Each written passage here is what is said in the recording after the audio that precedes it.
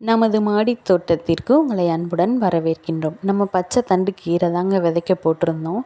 அது ஒரு 4 வாரம் கழித்து தான் எனக்கே முளைச்சி வந்துச்சு. இப்போ அதோட அப்டேட் வீடியோ. இது 4 வாரம் கழித்து ஒரு 2 வாரத்துக்கு அப்புறம் எடுத்த வீடியோங்க. இங்கே பாருங்கள், நல்லா இவ்வளோ குட்டியாக அழகாக வளர்ந்துருக்குன்னு. நாங்கள் நடுவில் கொஞ்சம் இடம் விட்டு தாங்க விதையவே போட்டிருந்தோம். ஏன்னா ரொம்ப கொயன்னு வந்தால் அது வளர்கிறதுக்கு இடமில்லாமல் இருக்குன்னுக்காண்டி. இது ஒரு 2 மாதம் கழித்து எடுத்ததுங்க. இது நாங்கள் சின்ன தொட்டியில் வச்சதுனால நல்லா வளர்ச்சி இல்லையோன்னு நாங்கள் நினைக்கிறோம். பேசாமல் மண்ணில் வச்சு அடுத்த கீரைகளை வளர்த்து பார்க்கணுன்னு நினச்சிருக்கோங்க. இது ஒரு சின்ன தொட்டியில் தான் வச்சோம். அதனால கெண்டா வளர்ச்சி இல்லையா என்னன்னு தெரியல.